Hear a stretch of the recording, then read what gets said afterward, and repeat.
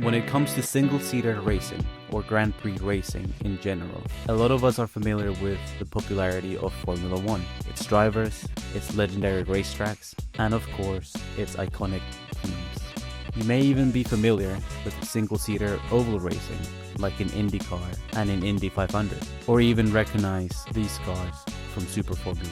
But what about this? No longer seen as a new kid on the block now anymore, having established itself as a top motorsport global series and been active for over a decade. This is Formula E, the all-electric single-seater racing series and FIA World Championship. What is it all about?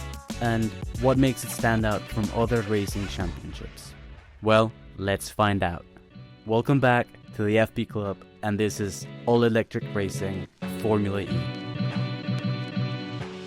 Like other competitive motorsport series around the world and championships that have open-wheel single-seater racing, Formula E is also an international racing championship. The big difference, though, it's hinted in the name, is that Formula E is a racing series focused on competing with electric-powered cars. In fact, Formula E is the highest form of competition for all-electric motorsport, and more specifically, the world's first fully all-electric powered single-seater racing series. In a way, it's kind of similar to Formula 1, for example, where each team has two main drivers. On the business side, or behind the corporate curtain, so to speak, Formula E is owned by Formula E Holdings, and it was founded by Alejandro Agag. It is also owned by Liberty Global, which is kind of like an investment group, I suppose. They operate under communication brands like Virgin Media, O2, and VodafoneZiggo. Something I thought was actually a little bit random but interesting, and that I didn't know until researching this video, is that until recently, Warner Bros. Discovery had a 25% stake in Formula E, which they then sold to Liberty Global. Just thought it was a bit random. You know, we know about F1 the movie, but hey, talk about another random motorsport Hollywood connection. Okay, so what about the cars, you may ask? To the general audience or spectator, you could think that the Formula E car can look like others that are similar to those that you see, for example, in Formula 1, Formula 2, Super Formula, or IndyCar. You know, like real low to the ground with a front wing and a rear wing. However, the Formula E cars are actually technically very different, and of course, all-electric powered racing is really at the core of the sport. Unlike in IndyCar, for example, where you'll see hybrid systems, I guess. The Formula E Championship takes place over race weekends with a familiar competition structure of qualifying followed by a Grand Prix, which is actually instead called an E-Prix, E for electric. However, race weekends might sometimes have quali sessions and a race day as a double-header weekend with an E-Prix both on a Saturday as well as a Sunday. Also, the qualifying format has changed several times since the first season, and it's actually now very different to traditional categories like F1. So generally speaking, racing mostly takes place on temporary race layouts that are made specifically for in-city tracks as urban street circuits. Arguably, this is one of the appeals of Formula E, as city racing makes it easier as well as possible for Formula E to hold events in the heart of most capital cities or in popular urban spaces around the globe. However, racing can, and most recently often also takes place, on more traditional circuits or modified versions of popular tracks. So that's a quick look at an idea of what Formula E looks like. But how did it all come about, and how did it all begin? At the core of Formula E's origin story, we have three key figures. But first, let's rewind a little bit.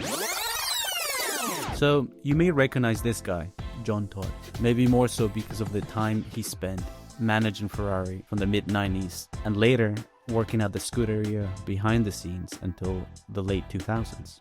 You may also recognize him for being one of the key pillars that brought legendary success to Ferrari. Of course, alongside this guy, you might recognize him as well, one Michael Schumacher. Or perhaps you may have seen him a bit more recently, as Todt later served as the president of the FIA after his time in the Scuderia. Well, it was during this time as FIA president in 2011 that he met with Italian politician Antonio Tajani and Spanish businessman Alejandro Agag at a restaurant in Paris.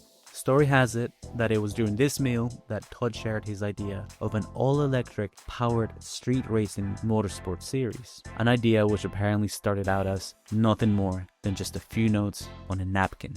The idea was also specifically for an international single-seater racing championship that would spotlight racing in major cities around the world. Core part of this idea would also be to showcase the innovation, technology, and the development of electric cars right as the global EV market was starting to grow, which would also make it easier for this new racing series to promote sustainability and new electric systems within the automotive industry.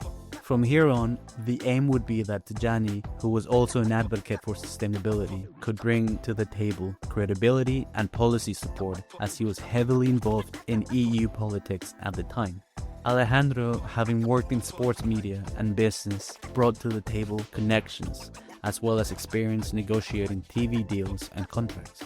I actually didn't know this, but Agag also had prior experience in motorsport sponsorship and marketing.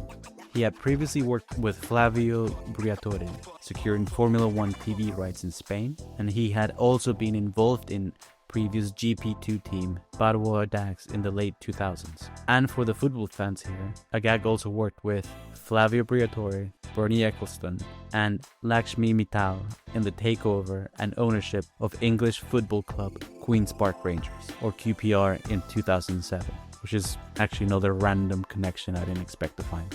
And so, the idea of an all-electric racing category was taking shape. So as the story goes, the three would map out the concept of this electric racing series on a napkin at that very same meal in Paris in March 2011. Fast forward a year, and not long after, Formula E's parent company was officially established in 2012, known as Formula E Holdings, with Alejandro Agag acting as CEO. Along with the backing from the FIA via John Todd, this brand new racing series started to come together, and planning for the sport's first season got underway. Today, as of the making of this video, the series is known officially as the ABB FIA Formula E World Championship. It is promoted by parent company Formula E Holdings and regulated by the FIA. The championship is actually just over a decade old, having come a long way from an idea on a restaurant napkin to earning FIA World Championship status. In its inception, Formula E wanted to race through the streets of the most iconic cities in the world, and just in 3 years, Formula E made it from concept to reality, with a grid full of some of the best drivers and racing teams in the world for its debut season in 2014. The first race took place in September 2014. This was the Beijing Prix, and it was a street circuit that ran around the Bird's Nest Olympic Stadium at the Olympic Green, which are the grounds of the Summer Olympics Park. In the first season, the grid also featured 20 drivers and a total of 10 teams, all racing with similar spec electric powered cars, with big motorsport and automotive names in the sport from the beginning, including Renault, Audi Sport, Mahindra, and Andretti Global. The first season ran from the second half of 2014 through to the summer months of 2015. The most recent season, at the time of recording, follows a similar format, but recently there are fewer races that take place during the latter months of the calendar year. The inaugural season also held races across several cities around the world, bringing electric racing to historic locations like Monaco and iconic city destinations like Berlin, Buenos Aires, Moscow, and Miami. From here on, every single Formula E season has held races in various cities across multiple countries around the world, with each season being made up of a total of about 10 to 16 races, or E-Prix. So by now you should start to see that Formula E does things a little differently. So of course, this would also include the actual racing and circuit or track styles. From the first season, Formula E has raced on circuits that were specifically designed and constructed for the E-Prix weekend. Usually these have been races that were solely held on temporary, purpose-built street circuits. They would be made by closing public roads or public spaces, with the racing taking place inside popular metropolitan zones within a major city center of the host country. The temporary nature of most of the E-Prix held by Formula E allows the series to visit multiple locations, sometimes at the heart of a city as opposed to permanent racetracks. I guess this also gives an element of flexibility both for hosting a race and for the race calendar as well. Some examples include urban areas like in Hong Kong, New York, and Tokyo. However, in some cases, aside from street circuits, E-Prix have also taken place on permanent racing tracks. For the most part, and as the sport continues to evolve, you could argue that traditional circuits are being used more and more each time. One of the first traditional circuits used for an E-Prix was the Autódromo Hermanos Rodriguez in Mexico City, though it was a modified version of the F1 track that we may be more familiar with. Formula E has also previously raced on configurations or has used alternate layouts of more traditional and historic motorsport circuits, including the Puebla E-Prix at the Autódromo Miguel E. Abed, the Portland E-Prix at the Portland International Raceway, however using a modified layout to the one that's used in IndyCar, the Long Beach E-Prix using a modified version again of the Acura Grand Prix circuit of Long Beach, which is actually also used in IndyCar and was previously used in Formula One races. The Hong Kong E-Prix at the Hong Kong Central Harbourfront circuit. Whilst not so much traditional, it's worth noting that it has also been used by the FIA World Rallycross Championship. The various Miami E-Prix at the Homestead Miami Speedway, which hosted IndyCar as well as NASCAR events, and also the Miami International Autodrome, which is planned for future races and is currently used by Formula One. There's the Jeddah E-Prix at the Jeddah Corniche circuit, which is also used by Formula One. The Monaco E-Prix, using the historic Monaco circuit around the streets of Monte Carlo, now using the same layout as Formula One. The Marrakesh E-Prix at the Circuit International Automobile Moulay El Hassan, also formerly used by the FIA World Touring Car Championship. The Misano E-Prix, held at the Misano World Circuit Marco Simoncelli, known also for hosting MotoGP and GT racing. The Valencia E-Prix at the Circuit Ricardo Tormo, also known for its MotoGP and GT events as well as F2 and F3 events, and actually has also been previously used by Formula E as a pre-season testing venue. And the Madrid E-Prix, which is planned for future events, said to be held at the Circuito del Jarama, which has previously hosted Formula One rounds, and actually a current fun one is the FIA European Truck Racing Championship. So here we have some more stats and random facts for Formula E racetracks that are quite interesting. Here we go. Formula E held one of the first major races in Zurich, Switzerland, since the 1954 Formula One Swiss Grand Prix. For the 2016-2017 season, Formula E hosted a double-header race weekend in New York City, being actually one of the first motor racing events held at the NYC streets since 1896.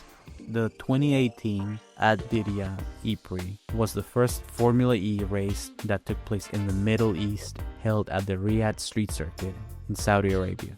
And a couple of years later, in Season 7, Diriyah also made history as the first Formula E night race for the 2021 ABB FIA Formula E Diriyah E-Prix. Formula E's all-electric racing features a unique circuit layout in London with a part indoor and outdoor street hybrid track that takes place inside the ExCeL exhibition venue as well as the public roads at the Royal Victoria Dock. So now we know about the different destinations and tracks that are used in Formula E, but what about the actual E-Prix racing? Most of the Formula E E-Prix format takes place on the same day, with practice sessions like FP2 in the morning, followed by qualifying and then the race, which can take place on Saturdays or Sundays, or actually sometimes both if a destination hosts multiple rounds on the same weekend. So an E-Prix begins with a standing start, and like other motorsports championships, Formula E also has a set race distance. though the race format in Formula E has seen a few changes since the first season. Originally, an Prix had a set lap distance to be covered. From Season 5, the race distance was set to a time format of 45 minutes plus one additional lap.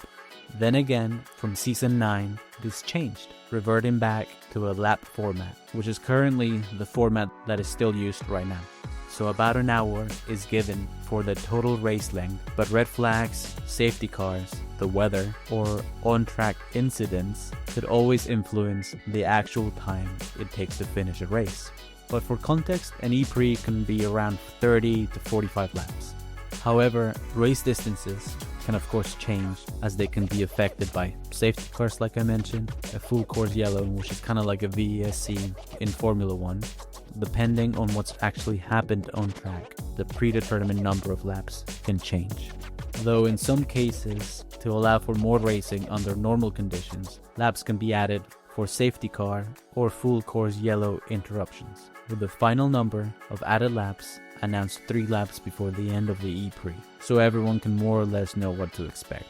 Of course, anything can happen in the last laps, and racing strategy is ever changing. Season 9 saw Formula E's longest ever Prix, coming up to a total of just over 2 hours and 13 minutes of racing. This was due in part thanks to the crazy London weather, which created more unpredictability in the indoor-outdoor circuit as the season came to a close. And lastly, your winning driver is basically the driver that completes all the laps in the fastest time, but of course, whilst also being the best at managing their energy consumption, driving more efficiently, executing the best team strategy and attack mode, and also the one who's the best at getting their elbows out, but also keeping out of trouble at the same time. You know, quite simple really. Like all FIA World Championships, Formula E must follow strict rules and regulations from the International Sporting Code in order to make sure that the cars are legal from a technical standpoint. Also, like other FIA World Championships, there is a set structure behind the championship point standings and titles that are awarded each season. The ABB FIA Formula E World Championship consists of, you could say, 2 main separate titles that are awarded each season. One dedicated to the drivers, so the Drivers' World Championship, and a second dedicated to the Teams World Championship. However, due to Formula E's strong manufacturer presence, there's another award to recognize that season's leading manufacturer, adding another competitive layer to the championship. This is called the Manufacturer's Trophy, and it aims to highlight the success of the manufacturer that develops and supplies the most competitive powertrain that season. So the Drivers' World Championship is awarded to the driver who has scored the most points over the season, or the driver with the most first places in a race. This is really in the case of a tie. And if the number of first places are the same, the number of second places are looked at, then third place, and so on. The Team's World Championship is decided similarly by the combined points scored by that team's drivers, with a championship awarded to the team with the most points that season. And lastly, outside of the 2 main titles, there's the Manufacturer's Trophy, which is awarded in a somewhat similar manner as it takes into account the combined points scored by the highest placed 2 cars per powertrain manufacturer in each race. However, a main difference is that any points obtained by a driver for pole position or for the fastest lap are not counted. Formula E follows the standard FIA sanctioned point scoring system that is used in other FIA championships. Points will be given to those who finish in the top 10. First place awarded 25 points, second 18 points, 15 points, fourth 12 points, fifth 10 points, sixth 8 points, 7th 6 points, 8th 4 points, 9th 2 points, and 10th place 1 point. Additionally, 3 additional points are also awarded for pole position in qualifying, and 1 extra point is given for the driver with the fastest lap on race day. However, to get this point, the driver must finish inside the top 10. Pit stops have, in my opinion, been a really interesting part of the Formula E racing format. So at the very beginning, a pit stop was required mid-race, not only as part of the rules, but also out of necessity. This was mainly to swap cars as the first generation EVs lacked the battery power to compete an entire race or complete a whole race distance. However, this changed when the Gen 2 cars were introduced. This generation had better batteries that could endure the whole race distance. These new cars changed the whole pit stop dynamic, as drivers now only needed to stop to change damaged parts, punctured tires, or more commonly, change the occasional front wing. Another change to pit stops in Formula E was introduced in Season 11. A pit stop is now compulsory for every driver, and this would last 30 seconds in order to recharge the car's battery and add a boost of energy that would be used during the rest of the race. This pit stop must be taken in a specific race window or specific time during the race, which is selected by officials before the event. Only charging is allowed, and only one stop per car per team is allowed. This is unlike Formula 1, where teams can double stack their cars or perform back-to-back pit stops for each car. This new concept is called Pit Boost, and it was introduced in the 2025 Jeddah Prix held at the Jeddah Corniche circuit. Another familiar racing concept that is done slightly differently in Formula E is qualifying. Though the quali format has changed since the first championship season, it still takes place traditionally like other series after morning practice or practice sessions. However, when compared to other motorsports, it now follows a different format which lasts about an hour. In the past, Formula E had a Super Pole qualifying format where the grid would be split into groups. Each group would determine its own fastest qualifying driver. Then, drivers from the top qualifying group stages would compete in a shootout format that gave us the top 5 starting grid positions, with the fastest driver earning pole position as well as 3 championship points. Now, Formula E has a knockout quali format, which was introduced in Season 8. It still keeps the group structure, similar to before, but with the fastest drivers competing in a duels format to earn pole position. So the grid is split into 2 groups based on the drivers' championship standings, and for the first race of the season, teams would usually nominate their drivers into each group. The top 4 drivers from each group then battle it out on the duel stage. Here they go head to head to set the fastest lap, with this knockout stage operating as a quarterfinal, semi-final, and final. The driver who takes the final takes pole position, as well as the 3 additional championship points. Now, let's talk about another Formula E staple, attack mode. This racing feature was introduced in Season 5 as a tactical element that would add to the on-track action and strategy. Attack mode essentially gives drivers access to a power boost during racing. Total power output is increased for a limited amount of time, however, and the catch is that to activate this boost, the driver has to go off the racing line on purpose and drive through a specific zone. Drivers can do this on a selected part of the track, and usually this is unique to each circuit and is selected by the FIA pre-race. This is also called the activation zone. Aside from the extra power, a key part of the feature is that it creates more unpredictability, opportunities for overtaking, strategy options, and often a surprise outcome at the end of the race. It's often described as a risk-reward scenario because drivers can sometimes miss the activation zone, completely having lost position and fail to gain any additional acceleration. Likewise, it can often be used as part of a strategic advantage if deployed correctly. In the current regulations, attack mode is compulsory and drivers must activate attack mode twice during each race, with some restrictions for full course yellows or safety cars. Although the use is compulsory, activation can be flexible. Teams and drivers can choose how to deploy or manage the extra energy, and attack mode now gives them a combined 8 minutes of power that needs to be used in 2 activation periods during a race. So we see there are similarities and some unique features to Formula E. And although it is another FIA racing category and Motorsport World Championship, it is also a series that stands out with its great wheel-to-wheel action.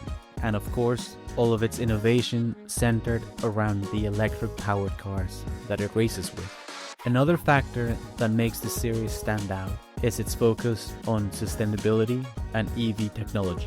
One of the aims of Formula E was to show just what sustainable mobility was capable of, as well as showcasing the technology behind driving electric vehicles. The series aimed to highlight this by showing what cleaner, sustainable racing would look like through innovations in EV technology on track. Of course, Formula E does this by featuring new electric developments on track and bringing this action to the heart of major cities around the world.